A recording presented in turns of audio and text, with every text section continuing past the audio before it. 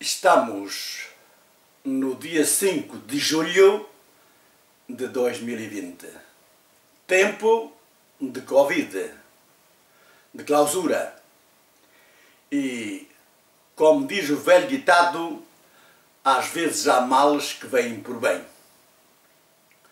Este tempo de clausura permitiu-me dar volta aos arquivos.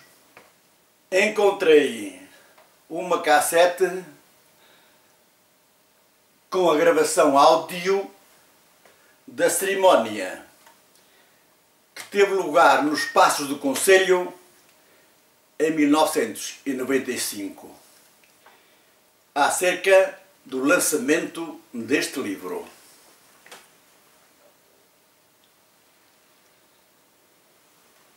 E injusto seria eu se depois de encontrar esse registro mostrasse ingratidão para com todos aqueles que nessa cerimónia discursaram. O engenheiro Saúl, como vereador da Cultura. O Dr. Paulo Andrade, como presidente da Associação Comercial e Industrial de Castro Daire. O presidente da Câmara, Sr. João Matias, entretanto, infelizmente falecido. O Dr. João Duarte Oliveira, no papel de presidente da Assembleia Municipal, cuja idade e saúde debilitada também não lhe vão permitir ver este vídeo. O tempo que tenho online no meu canal YouTube fez com que eu dividisse o vídeo em duas partes. Uma já publiquei ontem e outra vai ser esta, onde complemento os discursos que foram truncados no vídeo de ontem. Eles se complementam. É sobre este livro. Vamos ver. Sr. Dr. Abílio Pereira de Carvalho, Sr. Presidente da Assembleia Municipal, Sr. Presidente da Câmara, Sr. Presidente da Associação Comercial e Industrial de Castro Daire, Srs. Membros da Assembleia Municipal, Srs. Presidentes da Junta, minhas senhoras e meus senhores. Não vou fazer propriamente um discurso, vou dizer apenas o que se vai passar nesta cerimónia simples, mas cheia de significado para a nossa Câmara e para o nosso Conselho, que é a apresentação da primeira edição da obra Castro Daire Indústria Técnica Cultura, que foi dada à estampa já no mês passado e da autoria do nosso conterrâneo, Dr. Abílio Pereira de Carvalho. Cabe-me apenas desejar-lhe as boas-vindas. Pela minha parte é tudo. Agradeço a presença. Faça favor. A apresentação de um livro é sempre um pré-texto, isto é, um texto antes do texto propriamente dito, aquele que está no livro. As minhas palavras não serão de mera circunstância, mas a circunstância também as condiciona. Confesso que me sinto algo honrado pelo convite, mas também um pouco ansioso, dado que um livro é sempre uma obra aberta que está aí disponível para ser interpretado e depois subjetivamente explicitado. A história do historiador Dr. Abílio mostra-nos uma visão dinâmica das diferentes vivências cotidianas, mas complementares. Os ambientes criados pelas palavras, imagens e descrições pormenorizadas mexem com o nosso imaginário coletivo, permitindo que compreendamos melhor o que somos através do que fomos. Assumir as nossas origens, preservando os diversos legados, nestes casos industriais, técnicos e culturais, enriquece-nos tanto material como intelectualmente. Aceitar humildemente uma excelente lição de história exposta neste livro leva-me a dizer que a presunção intelectual ou outra é inimiga do discernimento racional e do domínio do diálogo polémico. O que está exposto neste livro são representações sociais do vivido, que nos provoca para e nos suscita para uma abertura aos problemas da identidade cultural no sentido global do termo, isto é, local e globalmente. Nesta obra estão presentes questões epistemológicas ligadas ao saber e questões sociais ligadas ao poder. Gostaria de dizer que, de certo modo, pelos textos, chegamos à conclusão que as nossas gentes têm mais know-how, isto é, sabem fazer através de uma experiência experienciada, perdoem a redundância, do que propriamente pela aprendizagem e formação adequadas. O ambiente humano que neste livro se fala e expõe está intimamente ligado à paisagem natural e depende fortemente dela. Daí que a paisagem humana não se explique somente por si, isto é, diretamente por aquilo que se vê. Resulta daqui que é o ambiente, se quiserem, no sentido mais atual, ecológico, que comanda ou orienta as capacidades e as atitudes dos homens. Leia-se com atenção o capítulo dedicado à política, se assim entenderem, à utilização da madeira e da pedra. Daí a atualidade de temas abordados neste livro, pelo menos de uma forma implícita. A integração de fatores naturais com fatores humanos constitui o grande desafio do século XXI. As vias de comunicação podem ser uma das causas. No entanto, com elas, desenvolveram-se novos investimentos, como sejam os transportes rodoviários e as bombas de gasolina mencionadas nos livros. A imigração pode também ter sido um dos motivos que rapidamente levou à desertificação deste concelho e com todas as consequências daí derivadas. Uma das ideias ricas das análises históricas, eu digo históricas porque implicam diversos saberes, diria, citando um autor, que o seguinte: o homem criou-se a partir dos géneros de vida, com a ajuda de materiais e de elementos fornecidos pela natureza ambiente. Conseguiu, não de uma só vez, mas através de uma transmissão hereditária dos processos e das invenções, constituir qualquer coisa de metódico que lhe cria um ambiente específico. Pegando neste excerto, eu gostaria de fazer o seguinte comentário, e que está abordado no livro de maneira particular nos capítulos que o constituem. A indústria de madeiras pode e deve continuar florescente, desde que exista a preocupação de uma política de reflorestação deste concelho, a par de uma organização empresarial adequada aos tempos da competitividade global.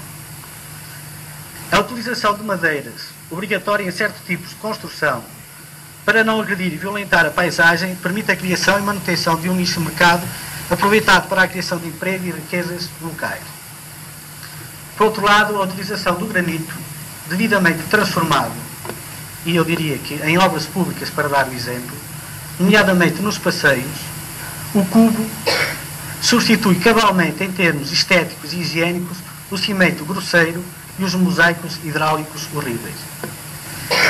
Eu sei que uma das utopias atuais é a arquitetura e a urbanização das localidades. Desde que existe a preocupação, as utopias tornam-se realizáveis a longo prazo. Gostaria de deixar um comentário que pessoalmente acho pertinente, isto sem fugir ao livro, porque o livro tem isto de maneira implícita, sobre as vias de comunicação e a relação entre as nossas vantagens comparativas relativamente a outras regiões e outros locais.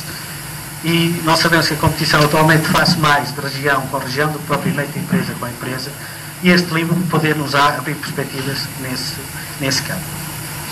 Esteja o cruzamento e a hierarquia dos espaços, que eu passarei a dizer assim. Estes aspectos traduzem-se, por um lado, no limiar da acessibilidade, isto é, a distância máxima que é aceita entre o fornecedor e o cliente. Por outro lado, o limiar do mercado, isto é, a clientela necessária para assegurar e garantir a rendibilidade necessária a um determinado serviço ou comércio. Daqui resulta o seguinte: bens e serviços raros exigem maior população. Bens e serviços banais exigem menos população. No primeiro ponto, descrevem-se as metrópoles regionais, onde se concentram os serviços raros. No segundo ponto, as aldeias que somente possuem atividades muito correntes. Com a IP3, próxima no tempo e na distância, não se pode ficar parado, e eu gostaria de parar, que entendessem no sentido amplo da palavra. Ter uma consciência reivindicativa é uma exigência arcada a cada habitante deste concelho. Para terminar, gostaria de dizer que este livro ajuda-nos a isso. Pessoalmente, recomendo vivamente a leitura desta vestimosa obra. Obrigado. Senhor Presidente da Assembleia Municipal, Senhores Membros da Assembleia Municipal, Senhores Vereadores, Sr. Dr. Abílio Pereira de Carvalho, senhores presidentes dos conselhos diretivos da Escola Preparatória e Secundária de Castro Daire, preparatória penso que não está, mas deve estar representado, senhor presidente da Associação Comercial e Industrial de Castro Daire, órgãos da comunicação social, minhas senhoras e meus senhores. Castro Daire, Indústria, Técnica e Cultura é uma obra do Dr. Abílio Pereira de Carvalho, um autor já consagrado em virtude do muito que tem dado de si, do seu tempo e da sua competência ao estudo aturado de múltiplos aspectos histórico-culturais do Conselho. Para além de inúmeros artigos em diversos órgãos de imprensa regional, o Dr. Abílio já deu à estampa diversas obras. Nos últimos tempos, o autor, aproveitando a licença sabática, lançou-se a um grande empreendimento que é um autêntico inventário da indústria e da técnica que deu à nossa cultura uma identidade própria. Caracterizado por um visualismo muito próprio de investigador, o Dr. Abílio viveu, nos últimos tempos, um nomadismo característico de quem, não se poupando a esforços, percorre montes e vales para elaborar um trabalho de índole científico e proporcionar ao público em geral e ao leitor em particular uma tradução fiel do mundo que nos rodeia. Foi desta procura incessante dos factos e do intento de conhecer in loco a realidade que resultou o conhecimento do saber e do saber fazer tratado em Castro Daire, Indústria, Técnica e Cultura.